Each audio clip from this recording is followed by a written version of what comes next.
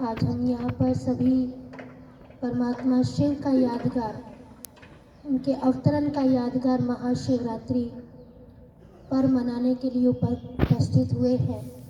जैसे रानी दीदी जी ने भी बताया कि ऐसे तो महाशिवरात्रि का पर्व 26 तारीख को है, लेकिन वास्तव में देखा जाए तो शिवरात्रि कोई त्यौहार नहीं है, लेकिन एक उत्सव है। त्यौहार एक दिन का होता है और उत्सव कई समय का होता है। तो माना जिसमें हमें परमात्मा के बारे में, क्योंकि जब परमात्मा सृष्टि पर अवतरित होते हैं, शास्त्रों में भी लिखा है कि जब भगवान इस सृष्टि पर आते हैं तो कोई भी भगवान के आने के बारे में ना जान पाए, इससे बड़ा दुर्भाग्य कोई हो नहीं सकता। कि भगवान इस सृष्टि पर आए और हमें भगवान का परिचय ना मिले या हम भगवान से कोई प्राप्ति ना कर पाए, ये बहुत बड़े दुर्भाग्य की बात है। इसी का ही गायन जैसे हम शास्त्रों में भी सुनते हैं कि जैसे रामायण में प्रसंग आता है कि कुंभकर्ण, सभी ने नाम तो सुना होगा ना कुंभकर्ण का। क्या विशेषता थी उसकी? बहुत सोता था वो, कहते 6 महीना सोता था, 6 महीना जागता था। और जिस समय रामायण बना, जब राम जी आए थे लंका पर चढ़ाई करने के लिए, सीता मैया को छुड़ाने के लिए, उस समय वो समय कुंभकर्ण के सोने का चल रहा था। लेकिन जब लंका पर चढ़ाई हुई तो स्वयं भगवान चलकर लंका में आए, क्योंकि शास्त्रों में तो राम जी को भगवान मानते हैं। तो कथा में ऐसे आता है कि वो राम जी उसमें उस समय चल के वहाँ पर आए लंका में, और उस समय कुंभकर्ण को जगाया गया था कि वे लंका को बचा लो, अपने भाई को बचा लो, सबके साथ मिलकर युद्ध करो ताकि लंका बच जाए। उसको बहुत जगाया गया, लेकिन वो जागा था वो, लेकिन तब जागा जब सब कुछ तहस नहस हो गया था। बहुत जगाया उसको, बहुत जगाया हर रीति से, चाहे खाने के पदार्थों के माध्यम से, उसकी खुशबू के माध्यम से कर, चाहे ढोल नगाड़े बजाए, चाहे कुछ भी किया, लेकिन उसको जगाने की बहुत कोशिश की गई। लेकिन वो जागा, लेकिन तब तक सब कुछ तहस नहस हो गया था। और कहते हैं कि जब वो जागा और उसको ये पता चला कि रावण भी मर गया है, लंका तहस नहस हो गई है, उसको बहुत दुख हुआ, बहुत दुख हुआ। उसका सगा भाई मर गया, उसका राज्य पूरा तहस नहस हो गया, बहुत दुख हुआ। लेकिन कहते हैं कि सबसे ज़्यादा दुख उसको इस बात का हुआ कि राम भगवान स्वयं चल के लंका में आए, लेकिन वो अभागा उनके दर्शन भी नहीं कर पाए। क्योंकि कहते हैं कि कुंभकर्ण की राम जी के प्रति बहुत आस्था थी। भले वो रावण का भाई था, लेकिन राम जी को वो कुछ कारण से वो जानता था और उनके प्रति उसकी बहुत आस्था थी। वो मिलना चाहता था उनसे। अयोध्या तो नहीं जा पाया था मिलने के लिए, लेकिन खुद राम जी चल के अयोध्या लंका में आए, लेकिन वो मिल नहीं पाया। तो कहीं हमारे साथ भी ऐसा ना हो कि भगवान इस सृष्टि पर आए और हम उनसे मिल ना पाए। तो इसलिए परमात्मा को पहचान कर, क्योंकि परमात्मा खुद आकर अपना परिचय देते हैं, और अगर हम उनको पहचान लेते हैं तो हम पहचान कर उनसे सर्व प्राप्तियां कर सकते हैं। तो जैसे परमात्मा का परिचय आप सभी को मिला है कि परमात्मा निराकार है, ज्योति बिंदु है, जिसको सब धर्म वालों ने माना, क्योंकि भगवान किसी धर्म या जाति के बंधन में बंधा हुआ नहीं है। हम कभी ऐसा नहीं कहते हिंदुओं का भगवान एक, मुसलमानों का भगवान एक, कभी ऐसा नारा नहीं लगाया। हमने क्या नारा लगाया? सबका मालिक 2 3 4, कितने? सबके मालिक कितने हैं? एक है। सबका मालिक एक है। और हिंदू मुस्लिम सिख ईसाई आपस में भाई भाई कहा गया। तो वो परमात्मा जिसको सब धर्मों ने स्वीकार किया है, चाहे किसी ने उसको लाइट कहा, गॉड इज लाइट, जो क्रिश्चियन धर्म में हम देखते हैं चर्चिस शायद आपने किसी ने चर्च में कभी जाकर देखा हो या नहीं देखा हो, लेकिन सुना होगा कि चर्च होती है, उसमें परमात्मा को लाइट स्वरूप में याद करते, कहते गॉड इज लाइट। भले क्राइस्ट को मानते हैं वो लोग, क्रिश्चियन लोग, लेकिन फिर भी क्राइस्ट का इशारा हमेशा ऊपर की ओर हुआ है, और उन्होंने भी कहा है गॉड इज लाइट, परमात्मा ज्योति स्वरूप है। मुस्लिम धर्म में कहा जाता है अल्लाह नूर है। नूर माना, नूर का अर्थ क्या होता है? प्रकाश, लाइट।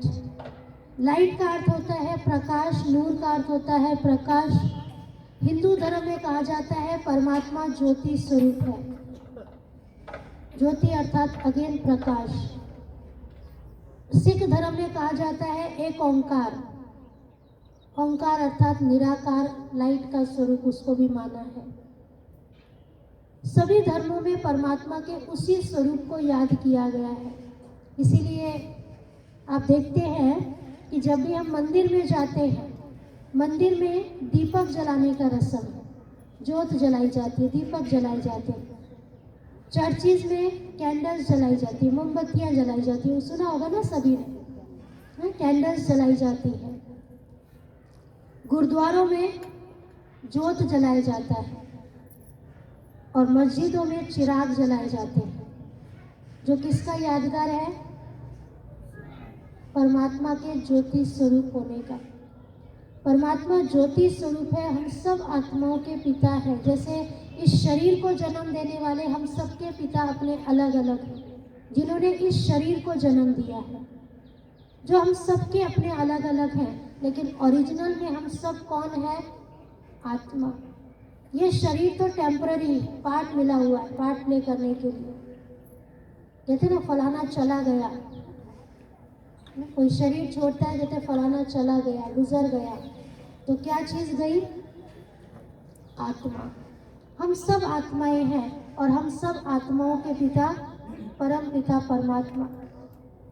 तो उस परमात्मा को, जो हम सब आत्माओं के पिता हैं, जो जिसको कोई भाषा या धर्म का भेद नहीं है, लेकिन वो हम सबका पिता है, और जिसको सभी धर्मों ने स्वीकार किया है, और उसी का ही यादगार महाशिवरात्रि का पर्व हर वर्ष मनाते हैं।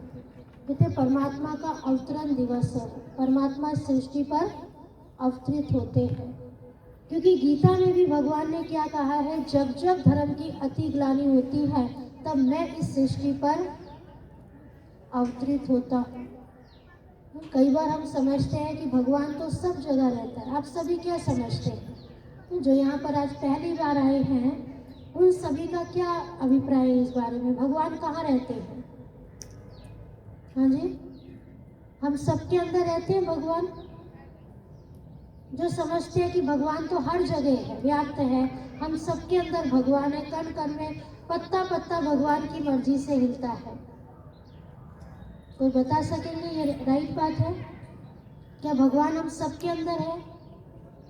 तो कहाँ है भगवान? ऊपर का रहने वाला, इसलिए उसको ऊपर वाला कह के याद करते हैं। कभी भी नीचे वाला या अंदर वाला नहीं कहते उसको। अगर भगवान हमारे अंदर है तो हम ऐसा बोल सकते हैं ना, अंदर वाला जाने, नीचे वाला जाने। हम क्या कहते हैं? ऊपर वाला जाने, अर्थात परमात्मा ऊपर का रहने वाला है। ऊपर अर्थात परम धाम, जो हम आत्माओं का भी असली घर है, सूर्य चांद सितारों से पार। मनुष्य आत्माएं, मनुष्य व्यक्ति जो है, मनुष्य, वो सूर्य चांद सितारों तक पहुंच चुका है। अभी चंद्रमा तक भी हम पहुंचे हैं, सभी को पता होगा ना। अभी चंद्रयान उतरा, हमारा चांद तक पहुंच गए, पहले भी पहुंचे थे, मंगल ग्रह तक पहुंच चुके हैं, और भी अभी कहाँ कहाँ पहुंचने की बहुत सारी इच्छाएं लोगों की है, साइंटिस्ट कर रहे हैं उसके अनुसार। लेकिन उससे भी पार, जहाँ मनुष्य नहीं जा सकता, लेकिन हम बुद्धि से जा सकते हैं, उस सूर्य चांद सितारों से पार, जो हम आत्माओं के रहने का असली घर है। और हमारे पिता परमात्मा भी ऊपर परम धाम के रहने वाले। और गीता में भगवान ने कहा है, जब जब धर्म की अतिग्लानि होती है, तब मैं इस सृष्टि पर अवतरित होता हूँ। आप सभी को लगता है भगवान को आना चाहिए? अभी धर्म ग्लानि का समय अभी चल रहा है कि अभी थोड़ा कुछ देर के बाद आए भगवान तो चलेगा?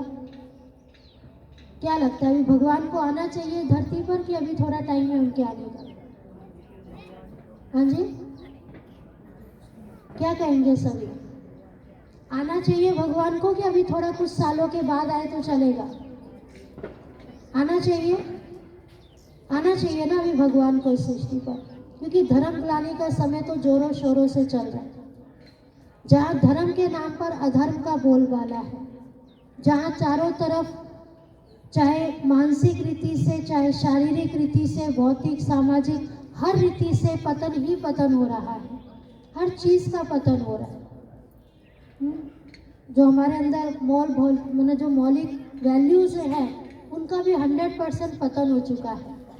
तो ऐसे समय पर भगवान को इस सृष्टि पर अवतरित होना चाहिए। तो ये महाशिवरात्रि का पर्व हमको यही याद दिलाता है कि परमात्मा इस सृष्टि पर अवतरित हो चुके हैं और वो आकर हमें वो प्राप्तियां कराना चाहते हैं जिन प्राप्तियों से हम वंचित हो चुके हैं। क्योंकि भगवान हमें कोई स्थूल चीज़ें नहीं देता है। स्थूल चीज़ें तो आनी जानी विनाशी चीज़ें हैं। पैसा दे दिया, अच्छा घर दे दिया, ये चीज़ें हम भगवान से अभी तक मांगते जरूर आए हैं, लेकिन भगवान ये चीज़ें नहीं प्राप्त कराता है।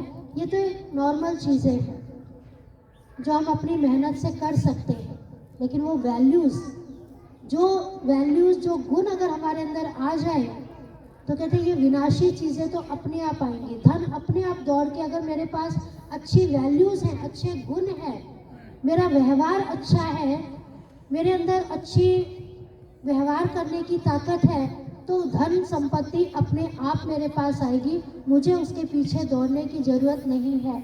इसलिए कहते हैं ये चीज़ें तो परछाई हैं। अब